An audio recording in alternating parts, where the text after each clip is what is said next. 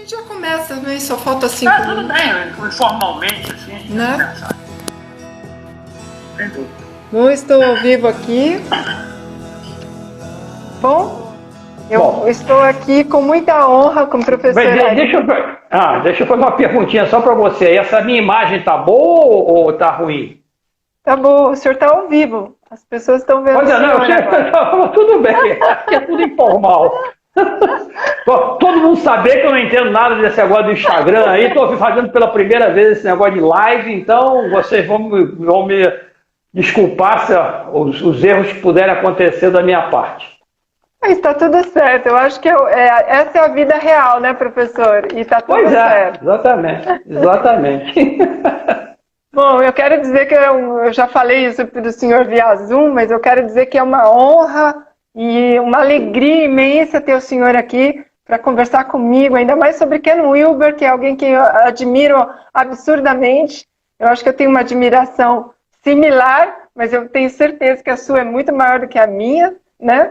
Eu vi a sua história dizendo que você pegou um livro, foi uma indicação de uma pessoa e se apaixonou e nunca mais deixou de olhar tudo que ele produzia, né? Que o Ken Wilber produziu até hoje. Bom, olha, o professor ele não gosta de ser chamado de filósofo, apesar de eu ver assim, ele não gosta. Ele disse para mim que ele é um estudioso de Ken Wilber, que é uma pessoa bastante interessada em tudo que a teoria integral de Ken Wilber traz, tudo que ele constrói. Então, assim, é um grande prazer ter o senhor aqui conosco. Eu acredito que eu não sei nem uma fagulha do que o senhor já sabe do Ken Wilber, né? E um grande prazer ter o senhor aqui comigo, viu? Olha, muito obrigado, Cristiane. Foi um prazer imenso também quando você me fez o convite, porque, inclusive, eu estou rompendo uma barreira. Como eu falei para você, é o primeiro live da minha vida. Nunca tinha feito isso. Né? Então é uma nova experiência e toda nova experiência é bem enriquecedora para a gente, né? Então muito obrigado e eu agradeço muito o seu convite. E que sorte é nossa, né? Professor, eu não quero perder mais nem um minuto da sua sabedoria e eu quero trazer algumas perguntas para o senhor. Então, assim, o senhor pode trazer um pouco da conceituação, né, dessa metodologia, desse olhar do Ken Wilber para a gente, ainda mais quando a gente fala, nós vamos falar de uma espiritualidade que transforma, mas eu queria te convidar a trazer alguns termos cunhados pelo Ken Wilber. Por favor, o senhor se importaria de dizer para a gente? Claro, será um prazer. Bom, vamos só entender primeiro o que é o conceitual, a proposta do Ken Wilber, tá? A proposta dele, ele começou isso com cerca de 20 anos de idade e ele dedicou a vida dele a toda. Esse é conhecer o ser humano, tá certo? Tentar... Hoje em dia a gente fala muito em autoconhecimento, né? É uma coisa que está muito em moda hoje em dia. Naquela época, quando ele começou, eu acho que isso não era assim. Isso foi por volta do final dos anos 60, tá certo? Mas essa foi a proposta dele, conhecer o ser humano. E ele seguiu um caminho muito interessante para ter esse conhecimento do ser humano, que é o caminho de conhecer o ser humano através de todo o conhecimento que o ser humano produziu, desde a pré-história até os dias atuais, e fazer uma integração desse conhecimento. E daí nasceu, então, a teoria integral. A teoria integral, ela é um mapa do ser humano, tá certo? A proposta dela é um mapa do ser humano, de modo que quando nós entendemos como é que nós funcionamos, a nossa vida fica mais fácil. E eu costumo brincar, então, que a teoria integral é um GPS. O Ken Wilber nos deu um GPS, tá certo? Quando a gente compreende a teoria, começa a praticá-la, que isso é que é o mais importante, não é ficar na teoria, mas ir para a prática de vida integral, a nossa vida passa a ficar mais fácil. Porque é tipo um GPS mesmo. Se sair por um caminho assim que não é muito bom, ele vai, opa, recalculando, vem para cá, volta para lá, né? E você vai seguindo assim as coisas. Então, a essência do pensamento wilberiano é através desse conhecimento de como é que nós vivemos, como é que nós processamos o mundo, tá certo? Nós temos a possibilidade primeira de nos modificarmos para melhor, tá certo? E viver melhor. Tá? Então essa é a proposta fundamental da teoria integral. Tá certo? Professor, aí eu tenho uma curiosidade incrível. Como que um engenheiro, uma pessoa racional, optou por esse caminho, né, de conhecimento do Ken Wilber porque ele estudou religiões, ele estudou toda a parte do misticismo, ele trouxe, né, todo um cabedal de conhecimento aí que não é muito a praia de um engenheiro. Né? E um pessoal da área racional, né? Da área racional, cognitivo total, né? Como que o senhor se encantou por isso? Como que ele trouxe esse olhar? É porque tem uma lógica nos conceitos? O que trouxe o senhor para isso? A primeira coisa é o seguinte, isso aconteceu também com o Ken Wilber, tá certo? É importante a gente falar isso. O Ken Wilber, ele era uma pessoa da área das exatas, tá certo? Um aluno brilhante, ele com 20 anos ele já estava fazendo um doutorado em bioquímica, tá certo? E ele conta isso, que de repente chegou às mãos dele o Tao Te Ching, do Lao Tse. Quando ele leu o Tao Te Ching, aquilo explodiu na cabeça dele, e ele então disse assim, olha, esse mundo que está me sendo apresentado aqui, é um mundo completamente diferente do que eu conheci até hoje, desse mundo racional das ciências, e eu quero seguir isso aí. Então ele jogou tudo pro alto, tá certo? Na época foi uma comoção familiar, uma comoção acadêmica, porque ele disse, olha, eu não vou seguir, vou largar tudo e vou seguir esse caminho de tentar conhecer o ser humano. Tá? Então, veja que ele já tinha essa cabeça bem racional na época. E ele aí começou a jornada dele, que foi uma jornada maravilhosa, né? Porque ele não só começou a estudar, ele começou estudando as escolas de psicologia ocidentais e as tradições de sabedoria orientais, tá certo? E daí nasceu o primeiro livro que ele escreveu aos 23 anos de idade, que foi O Espectro da Consciência, que foi um livro que na época bombou, porque na recém-criada psicologia transpessoal, ela estava bem nova naquela época, e ele seguiu esse caminho. Então veja, agora a minha posição. Eu também sou extremamente racional, tá? Mas, por outro lado, também sempre tive uma busca espiritual bastante grande, porque, de uma certa forma, eu já nasci numa família, eu sou filho temporão, já nasci numa família que meu pai era muito espiritualizado, tinha uma busca muito grande, e eu temporão, né, eu era para ter sido neto dele, não era nem para ter sido filho, era para ter sido neto, a diferença de idade era tão grande. Ele, de uma certa forma, eu conversava muito com ele, e ele me incutiu esse interesse pela busca da espiritualidade. E eu fui fazer engenharia e tudo mais. Então, quando eu conheci o Ken Wilber, eu já tinha uma busca, tá certo? Apesar de estar seguindo a carreira da engenharia, seguindo ciências exatas, bem racional, tá certo? E uma das coisas que me encantou no Ken Wilber, não foi só isso foi um detalhe, mas foi um detalhe fundamental, é que o Ken Wilber é um filósofo que usa gráficos. Você nunca viu filósofos que usem gráficos, é difícil. Você pega um texto de filosofia, é um texto pesado, né? E o Wilber não, o Wilber usa gráfico o tempo todo. E isso já me encantou, né? Não foi só por isso que eu me encantei, né? Mas ele me encantou por isso também. Né? Então é interessante, porque o que aconteceu? Quando eu li o primeiro livro do Ken Wilber, que foi um ex-professor meu de engenharia que me deu, tá certo?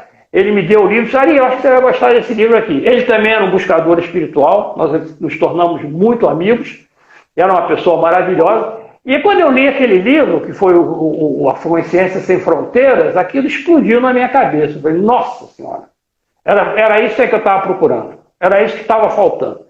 E a partir daí, então, eu comecei a estudar o Wilber, e aí foi isso aí.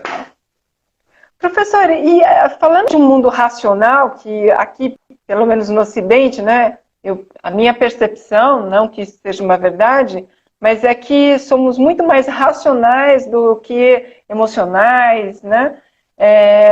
Como que falar de uma espiritualidade que transforma, principalmente nos dias de hoje, né? Como que é isso? Como que é essa espiritualidade que transforma de Ken Wilber? Olha, a espiritualidade é uma coisa que existe desde sempre, né?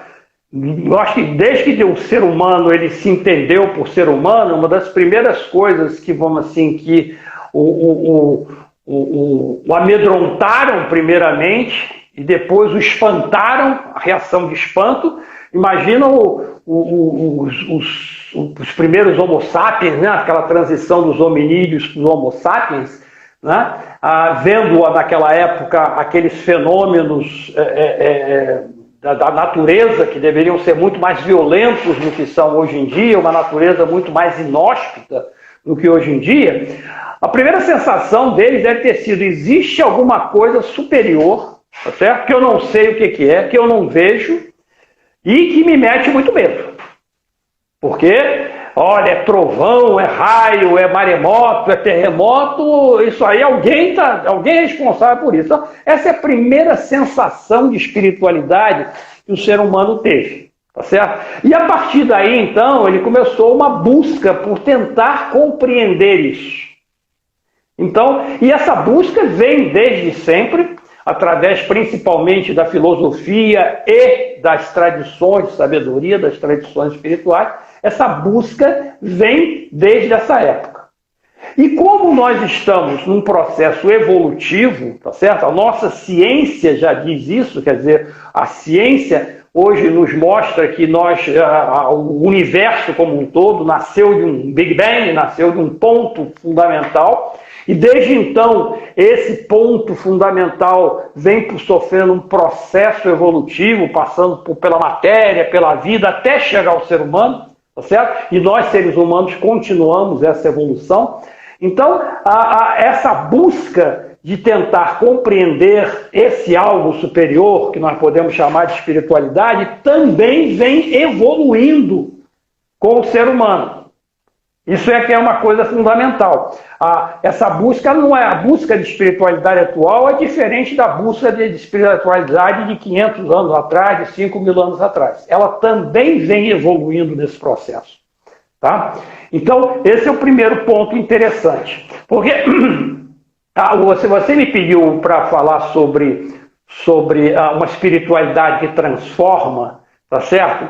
Mas para isso, antes, a gente precisa conceituar, apresentar alguns conceitos do Ken Wilber para a gente poder fazer essa conceituação do que é essa espiritualidade que transforma. Tá certo? Então, espetacular, vamos lá. Se você me permitir, então, a gente vai começar o seguinte.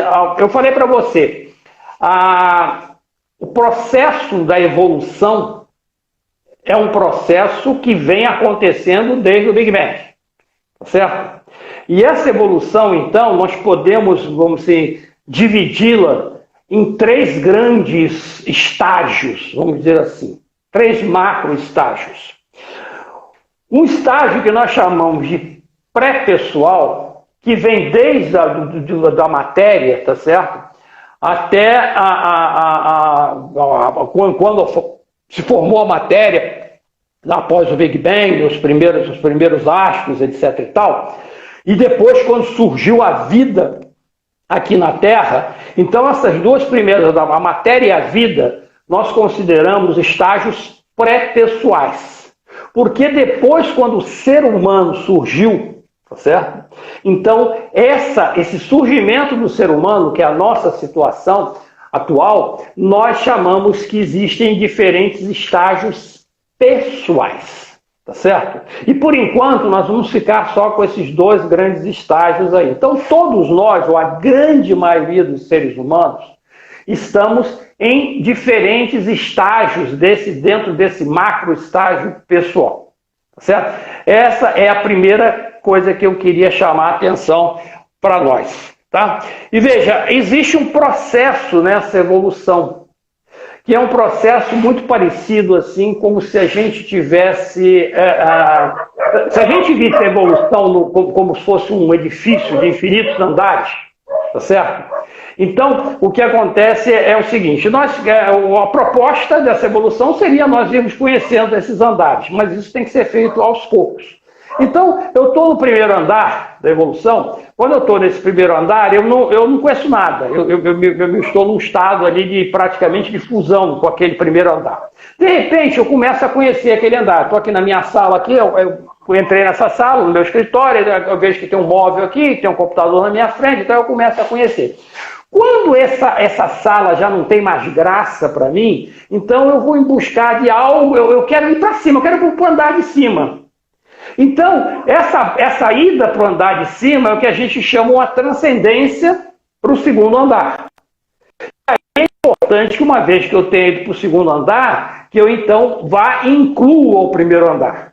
Tá? Se eu for fazer um edifício, que eu vou subindo os andares, mas à medida que eu for subindo os andares, eu for destruindo os andares de baixo, o que acontece é que o edifício vai cair. Então, todo o processo dessa evolução é um processo de transcendência e inclusão. Transcendência, eu transcendo para o nível de cima, eu transcendo para o andar de cima e incluo o andar de baixo.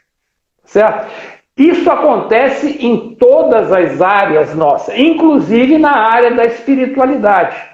Se nós formos pensar em termos de espiritualidade, nós podemos desenvolver uma linha uma linha de desenvolvimento espiritual.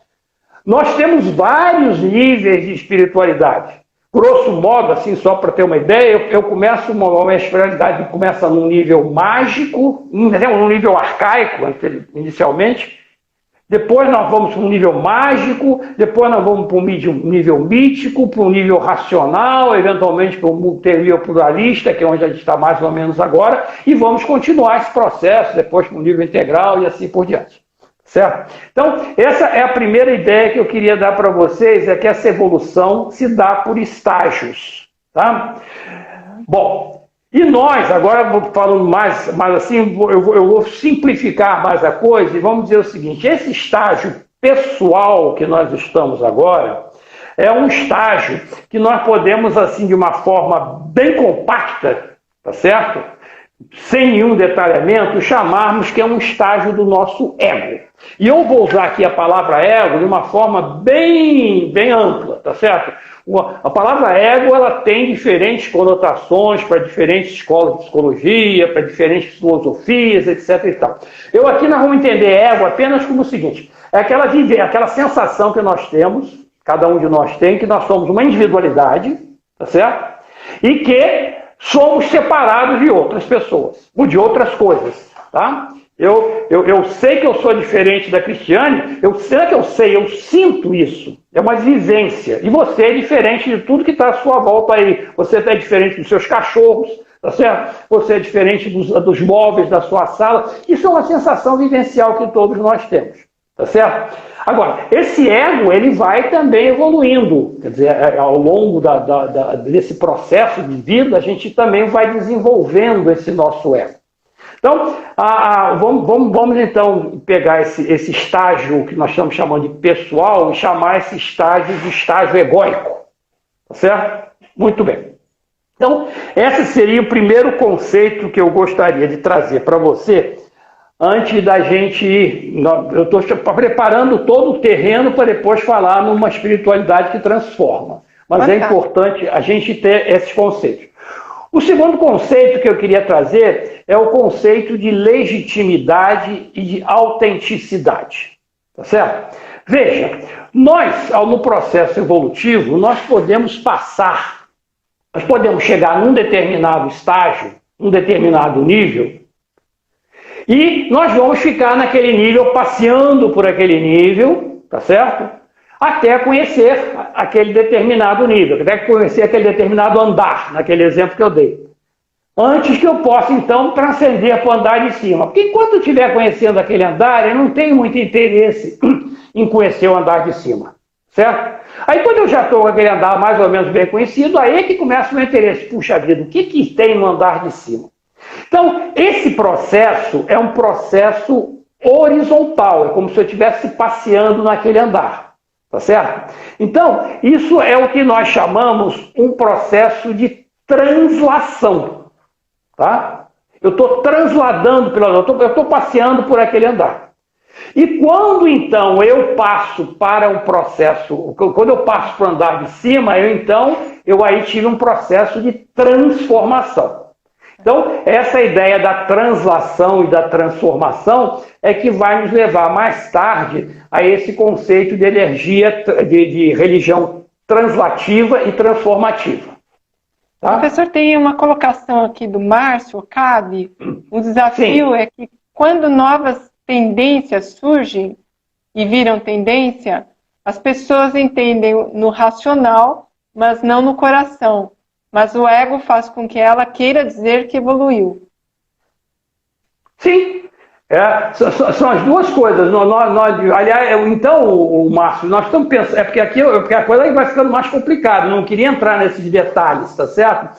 Nós temos diferentes potenciais a desenvolver no mundo. Que esses potenciais, dentro da teoria integral, a gente chama de linhas de desenvolvimento. E nós desenvolvemos esses potenciais através de diferentes níveis. Então, veja, o que você chamou a atenção aqui caracteriza duas linhas de desenvolvimento. Uma linha que nós chamamos a linha cognitiva, que vai nos levar a um entendimento racional das coisas, e outra linha que nós poderíamos chamar de linha de desenvolvimento emocional. Tá? Em que aí você vai sentir em maior ou menor grau aquilo que você acredita da linha cognitiva.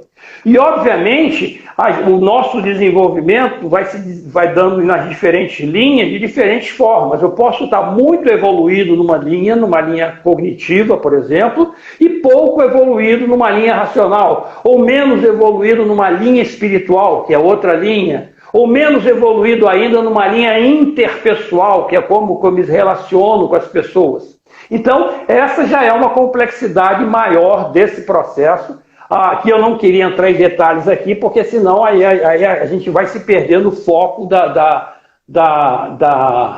proposta, dessa conversa. Porém, você está certo. Normalmente, nós primeiros cremos ou pensamos racionalmente, para depois, numa segunda etapa, nós conseguimos vivenciar aquilo emocionalmente. Tá? E é natural, isso faz parte da evolução. Tá?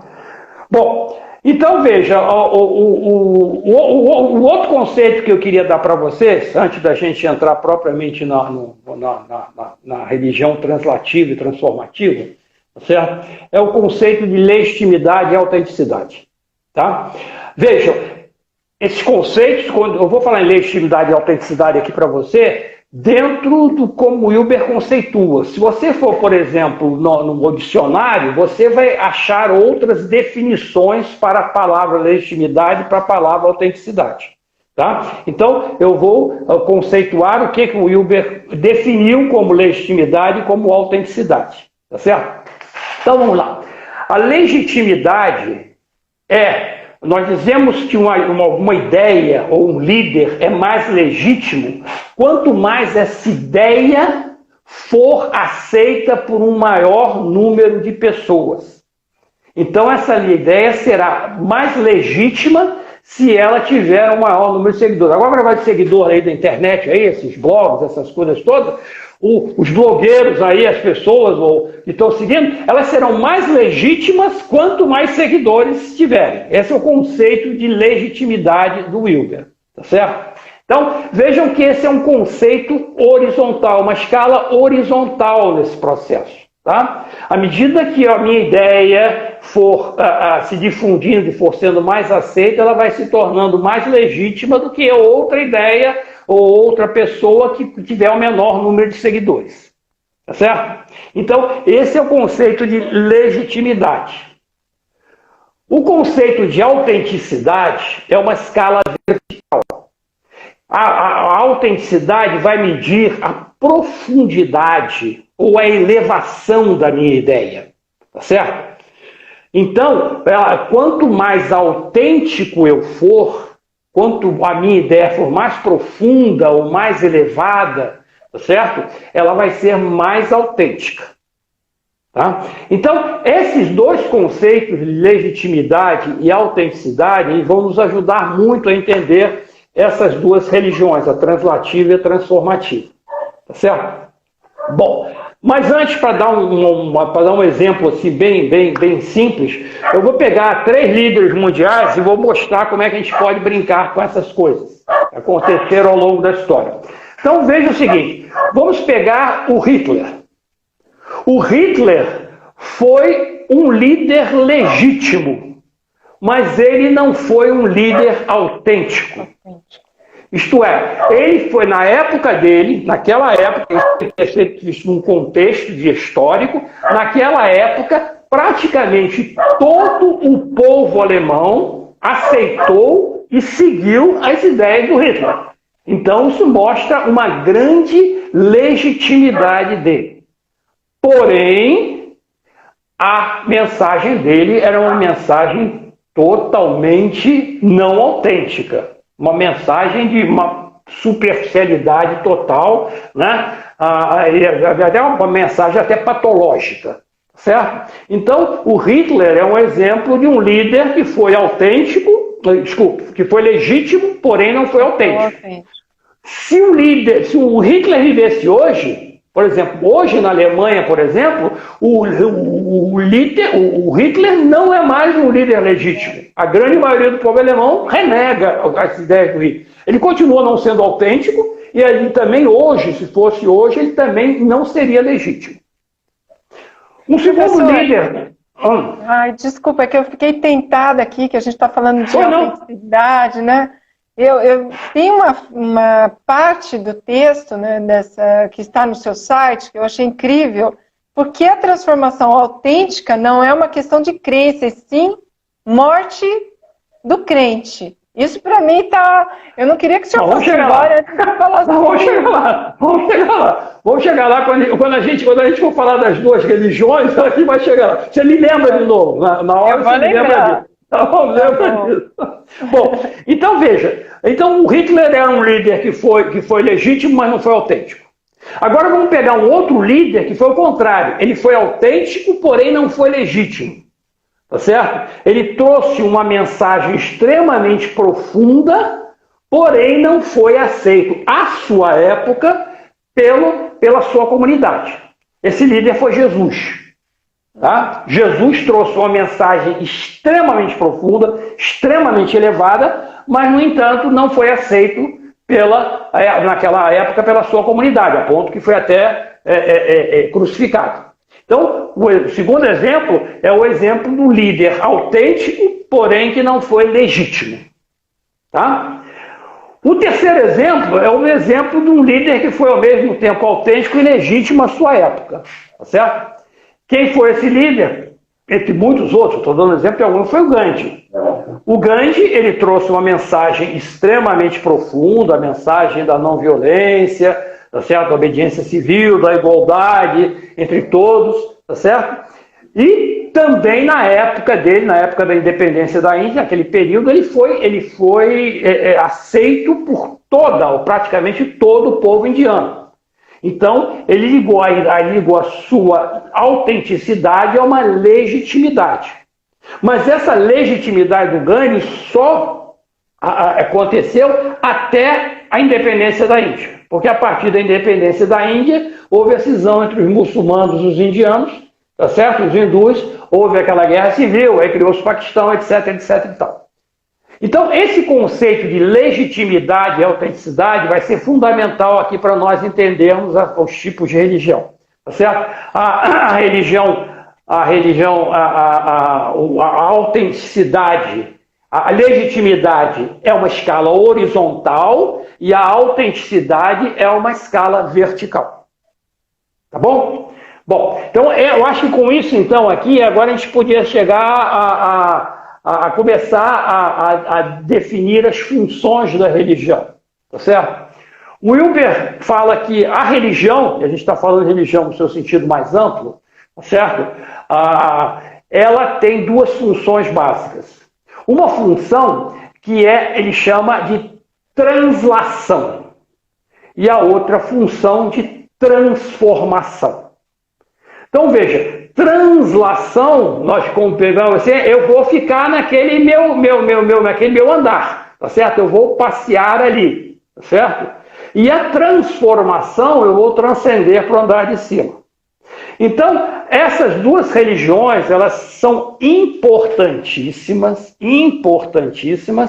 ambas são importantíssimas, porém, o que nós podemos dizer é que hoje em dia, praticamente todas as religiões institucionalizadas, elas são religiões translativas, qualquer que seja a tradição, tá certo?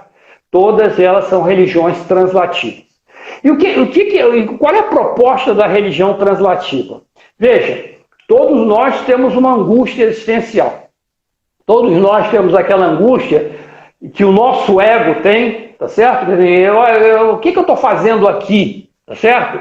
Qual é o propósito da vida? Para que eu estou vivendo? Por que eu estou sofrendo? Tá? Eu vim de onde? Eu vou para onde depois que eu morrer? São todas perguntas existenciais que nós trazemos desde sempre. Tá? Que o nosso ego está buscando respostas para isso. E a religião translativa, em que nós estamos nos mantendo no nível do nosso ego, tá certo? Ela vai tentar responder essas perguntas. Então, o objetivo fundamental da religião translativa é criar um significado para o ego. Então, ela vai tentar consolar esse ego, ela vai tentar fortalecer esse ego, defender o ego, promover o ego. Quer dizer, ela vai ajudar a que nós estruturemos cada vez mais esse nosso ego, que é uma coisa importantíssima. Tá?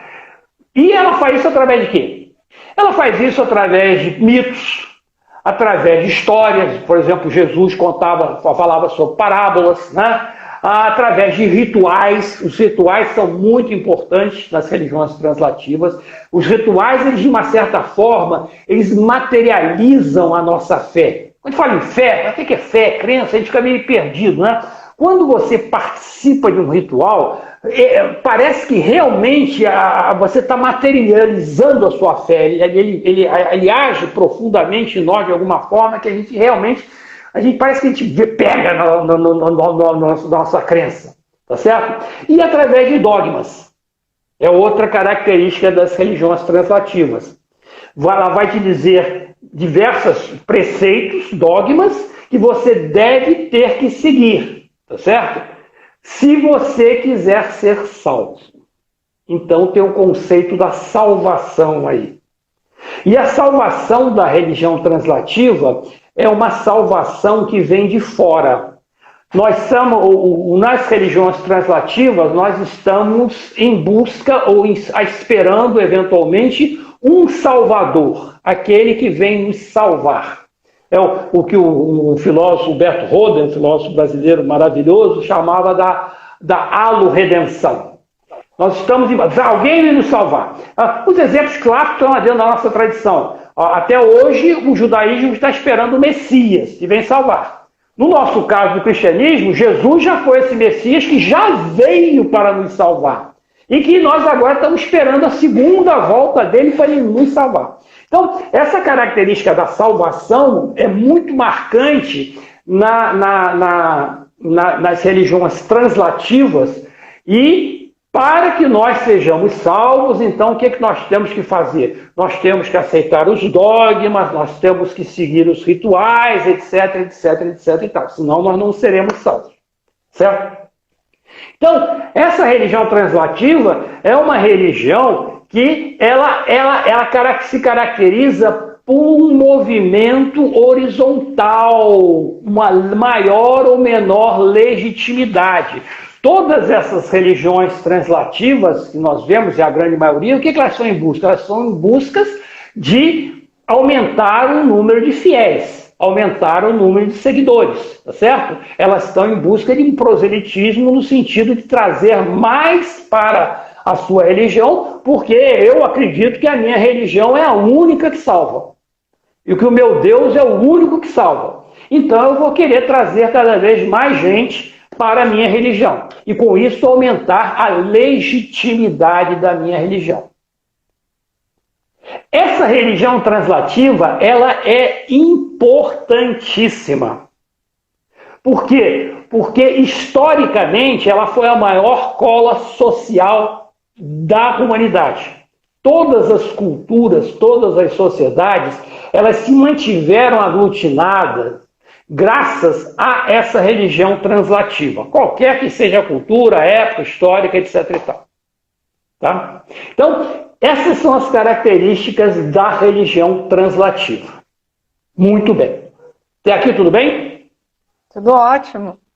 Bom, o pessoal, então, inclusive, agora hein? A Darcy até pediu para a gente nem perguntar nada, porque ela quer ouvir o senhor até o final. Então eu acho que ela está certa. Vamos escutar o senhor até o final, porque eu estou aqui super feliz de estar ouvindo o senhor. Vamos lá. Estamos no seu então tempo. agora nós vamos dar um salto para a religião transformativa, que é, vamos dizer, que é o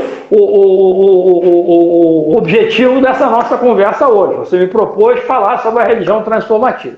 Então agora, veja o seguinte, eu falei para vocês, nós viemos num estado pré-pessoal, pré-egóico, quando nós nascemos, o bebezinho quando nasce está num estado pré-egóico, tá certo? E aí, a partir dos 2 anos de idade, ele vai começando a formar a sua individualidade, a sua personalidade, etc. e tal, ele vai formando o seu ego, e à medida que a gente vai vivendo, até a idade madura, até morrer, nós estamos formando o nosso ego, estamos desenvolvendo esse nosso ego.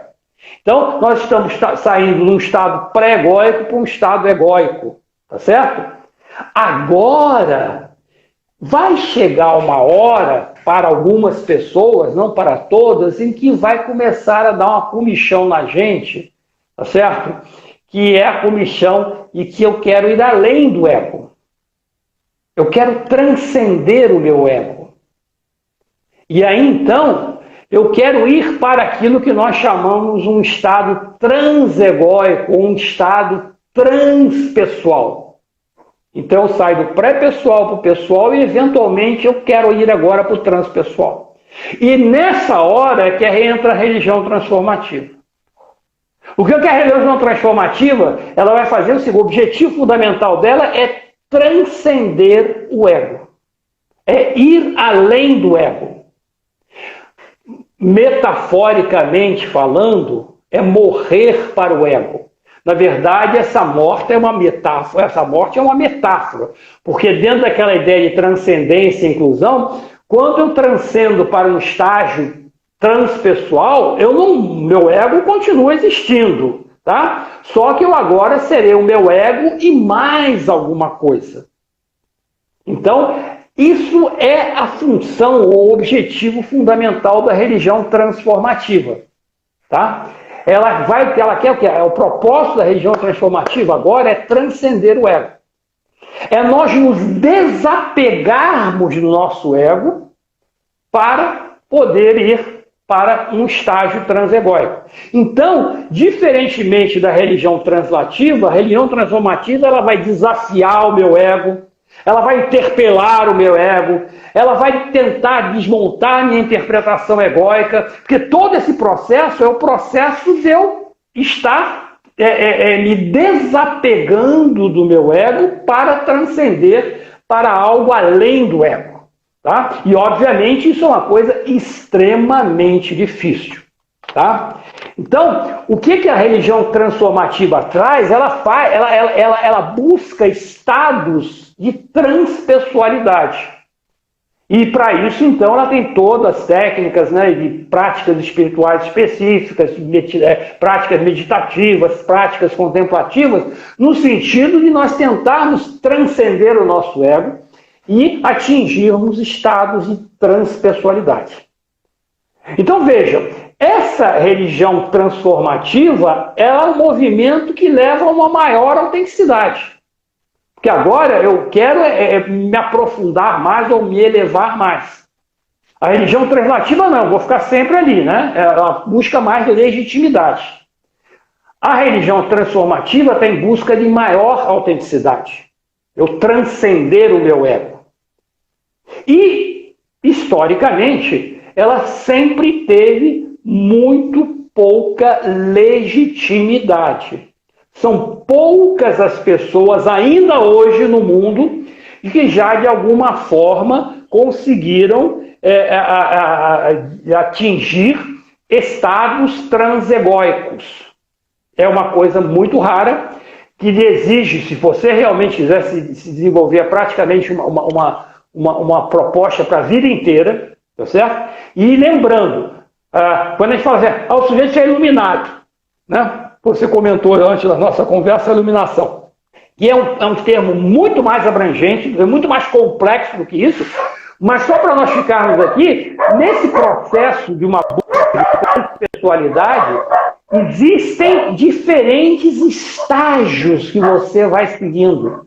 Você não se ilumina de uma hora para outra, já chega no estágio mais elevado de iluminação. Não, as próprias tradições, e nesse ponto as tradições orientais, elas fizeram um estudo muito mais profundo que as tradições ocidentais nesse aspecto, tá certo? Você vai se desenvolvendo por estágios transpessoais, estágios transegóicos, tá? E, obviamente, a gente pode se chegar só no estágio 1, ou ia chegar até o estágio 2, ou até o estágio 3, e assim por diante.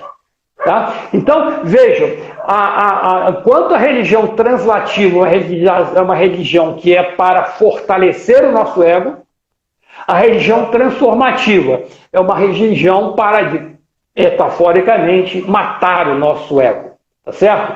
Mas o ponto importante disso é o seguinte, isso faz parte do processo evolutivo. Isto é, eu tenho que passar aí do pré-egóico, pré-pessoal, para o pessoal, o egóico e para o transpessoal. Se eu quiser me acelerar nesse processo, vai dar bobagem. Tá certo? Existe um místico americano, que o Wilber gosta de citar muito, que era o Alan Watts, que dizia o seguinte: antes de você ser ninguém, você precisa ser alguém. Isto é, antes de transcender o seu ego, você tem que fortalecer o seu ego. Porque se você tentar fazer essa passagem com um ego fraco, você simplesmente vai se desestabilizar psicologicamente. Tá? Então, são essas as... Não sei, se eu agora conseguir conceituar para você o que é uma religião transformativa e uma religião translativa. Com certeza. Posso responder? Eu não sei se voltar àquela sua pergunta que você queria aí, que você falou anteriormente sobre o ego, morrer para o ego, o que era? Porque a transformação autêntica não é uma questão de crença, e sim morte do crente.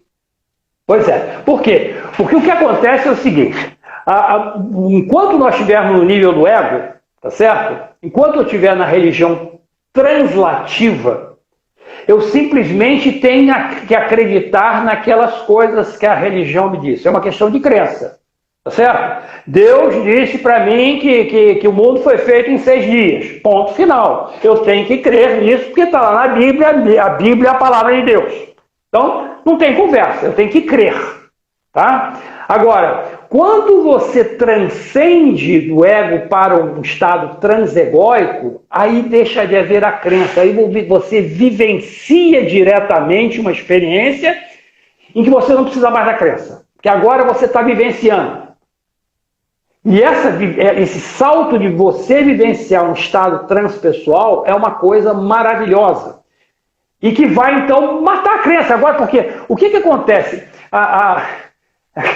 Eu ia ter que ir um pouco além aqui, mas enquanto a gente não tem um estado de transpessoalidade, tá certo? Tudo que é dito para nós, é contado a respeito dos estados de transpessoalidade, eles são contados pelos místicos que vivenciaram esses estados. Mas eles não têm como contar isso para a gente com palavras. E eles, então, tentam colocar isso com as palavras que nós temos, com a nossa linguagem, com os conceitos que nós temos, de uma forma metafórica. Então, eles fazem isso através de alegoria, através de simbolismos, né? Através de poesia, através de mandalas, são símbolos gráficos. E aí, nós, que ainda não atingimos esses estados transegóicos, com a nossa mente, com a nossa razão, nós interpretamos essas coisas. E aí, essas interpretações passam a ser coisas em que nós, eventualmente, podemos crer. Agora, quando você transcende para um estado transpessoal, você não precisa mais crer, porque aí você já está vivenciando. Então isso pode ser um conceito de iluminação? Isso pode ser um conceito de iluminação? Veja bem, voltando ao conceito de iluminação que você está querendo, veja bem, a coisa é o seguinte, qualquer um de nós pode ter um estado de transpessoalidade a qualquer momento. É aquilo que o Maslow ele conceituou como uma experiência de pico. Tá? Daí que nasceu a psicologia transpessoal. Porque as escolas de psicologia da época, elas não tratavam desse fenômeno. Ele começou a ver esse fenômeno no consultório, contado para ele, e ele não tinha onde enquadrar isso. Daí nasceu a psicologia transpessoal. Qualquer um de nós, a qualquer momento, podemos ter uma experiência de pico. Quer dizer, uma experiência de transpessoalidade. E existem vários tipos diferentes de experiência de transpessoalidade. Certo? Eu vou dar só um exemplo bem simples, assim, por exemplo, você está olhando um pôr do sol, de repente você fala assim, puxa vida, o que aconteceu? Eu não sei nem explicar, eu estava olhando o sol, assim, de repente eu senti que eu e o sol éramos um. Eu tive uma experiência de unidade com o sol. Olhando para uma árvore, de repente, eu e a árvore éramos um. Então, eu tive uma experiência de unidade com essa árvore. Então, isso é uma coisa que é uma experiência de pico, porque ela vai e volta. Aí eu espanto. Não é? Bom, e aí, o que acontece? Eu vou interpretar essa minha experiência de pico de acordo com o meu nível de consciência, mas ainda de uma forma racional. Bom, então isso não quer dizer que eu me iluminei. Até um bebezinho pode ter uma experiência de pico. Ele não vai saber nem que teve. Qualquer um de nós pode ter uma experiência de pico a qualquer momento. Isso está longe de se chamar iluminação. O que a gente pode chamar de uma iluminação lato sensu, porque eu volto a dizer para vocês, a coisa é muito mais complexa do que isso, tá certo? É uma pessoa que se propõe a fazer uma prática espiritual e consegue, eventualmente, estabilizar uma experiência de pico numa experiência de platô. Aí eu fico durante um certo período naquela experiência, 1 hora, 1 minuto, 1 hora, 1 dia, e depois eu volto. Tá certo? Eu saio para um estado transpessoal, fico durante um certo tempo e depois eu volto. Então essa seria uma segunda etapa. Eu saí de uma experiência de pico para uma experiência de platô. Para conseguir isso, então, aí realmente tem que ser práticas espirituais, uma dedicação quase que exclusiva, etc. E tal.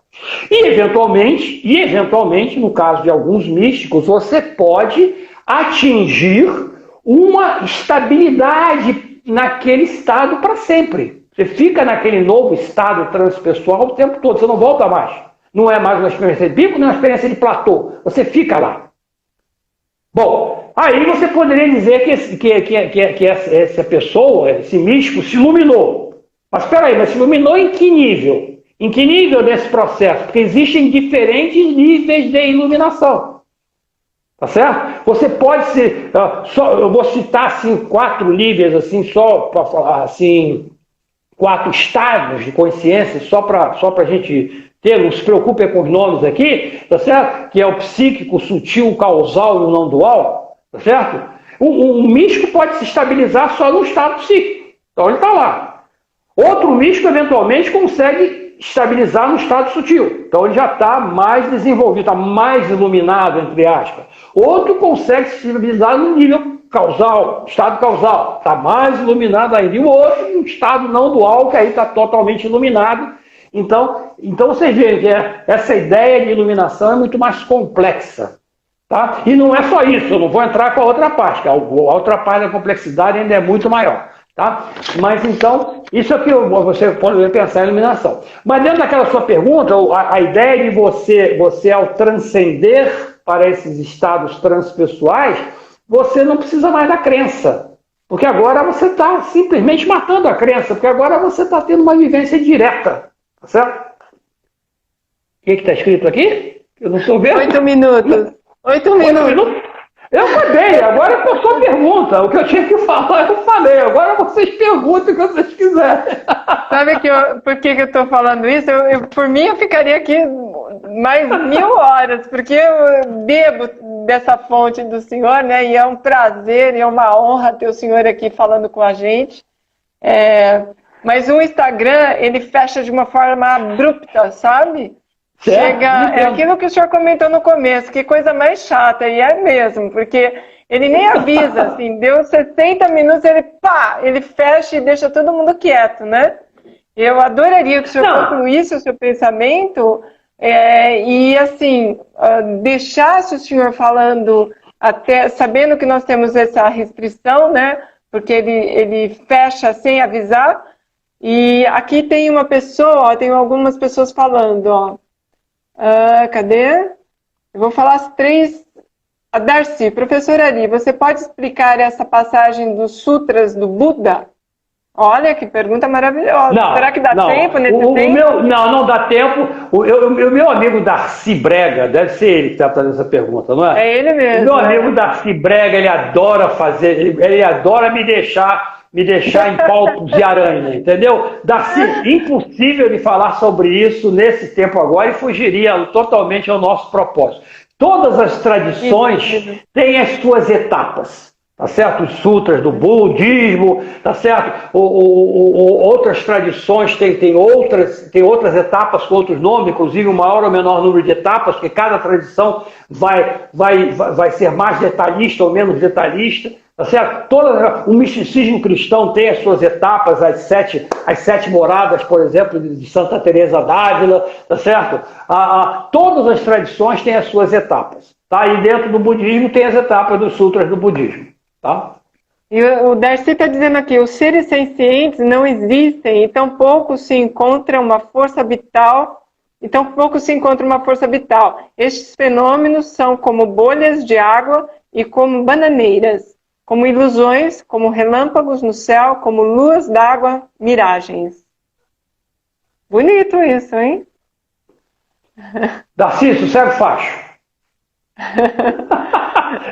Darcy é meu irmão do coração. Eu só para explicar para você, meu irmão do coração, ele é o revisor das minhas traduções, tá certo? Então nós temos a maior intimidade, é um irmão muito querido no coração. Por isso eu posso brincar com ele assim ao vivo e a cores, porque ele sabe que nós estamos brincando. Mas o Darcy, ele tem uma característica, ele é um problematizador. Ele adora fazer perguntas difíceis para deixar a gente embananar. Professor, nós temos só 5 minutos, eu não quero perder a preciosidade da sua presença. Ele está rindo aqui, ó. Ele pôs risos. Eu não quero perder a preciosidade da sua presença. Com tudo isso que o senhor trouxe, né, de conhecimento, de bagagem sobre espiritualidade, todos os pensamentos que é no Wilber, qual dica que o senhor daria para nós buscarmos pela espiritualidade ou buscar por estados alterados de consciência para elevar estados alterados de consciência nesse momento? Veja, olha, existem metodologias, tá certo? Primeira coisa que eu queria deixar claro é o seguinte: você não precisa seguir uma determinada tradição ou uma determinada religião. Você pode fazer essa busca apenas em termos de espiritualidade e não em termos de religião. Essa é a primeira coisa. Agora, todas as religiões, todas as tradições religiosas desenvolveram as suas metodologias. Nós podemos falar assim de uma maneira bem genérica, as suas práticas de meditação, tá certo? E essas práticas de meditação, elas têm uma lógica. Você vai se aprofundando à medida que você vai se desenvolvendo mais, as práticas vão mudando, vão se tornando mais profundas, vão se tornando mais complexas, tá certo? Mas todas as tradições têm isso. O ideal, e obviamente o ideal, é que a gente escolha eventualmente uma determinada tradição e faça aquela ideia das duas asas. Tá certo? A gente faça a prática, mas ao mesmo tempo também estude a filosofia daquela religião. Porque aí nós estamos usando a prática, estamos integrando a prática com o conhecimento. Esse seria o ideal. Nem sempre isso é possível. Tá certo? Mas então, eu acho que a primeira coisa que a gente tem que fazer, quer dizer, de uma maneira simplista, se a gente quiser começar a ter esses aspectos, é escolher uma prática espiritual, uma prática meditativa e começar a fazer. Tá certo? O ocidental, aí vem uma crítica, o oriental, ele, de uma certa forma, ele se especializou muito nessa parte de se desenvolver em termos de estados de consciência. Tá certo? E quando eu digo o oriental, é uma minoria, no texto lá é 0,00001%. Tá certo? É uma minoria, não quer dizer. Não, a nossa tendência é achar que todos os orientais são iluminados. Não são. A grande maioria está no nosso nível do ego aqui e estamos conversando. Tá? Mas o oriental estudou isso muito, tá certo? E trouxe um mapeamento e práticas para todos nós.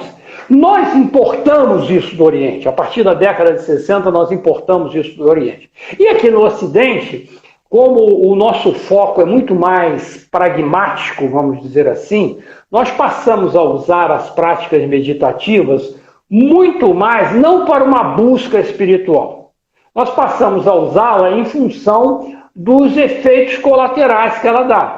Então você vê, hoje em dia, se todas as empresas, ou grande parte das empresas, incentivam os seus funcionários a meditar, tem sala de meditação, tem sala de... Por quê?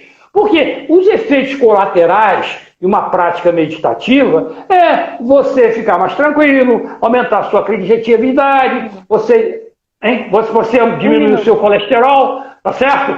Todas essas características. Então nós falamos desse prática. Mas, então, repetindo assim, se vocês querem buscar isso, façam uma prática de meditação. Qualquer um, escolha uma linha, tá certo? Faça uma prática de meditação. Agora, fazer prática de meditação não é simplesmente fazer um curso de final de semana, tipo do Mindfulness. Então no curso você paga, aqueles 2 dias você fica lá praticando e tal, sai de lá, vou praticar. Uma semana depois você não faz mais, porque não tem tempo, porque tem que fazer outra coisa, não sei mais, não é isso. Tá certo? Tem que ter perseverança. Tem que passar um vídeo um segundo. Eu tô desesperada aqui, porque vai fechar. O que eu posso fazer? Acabei, não tenho mais o que falar. Seja perseverante na sua prática meditativa. Pronto. Querido, muita gratidão. É sempre um grande prazer. E ele vai encerrar daqui 2 minutos.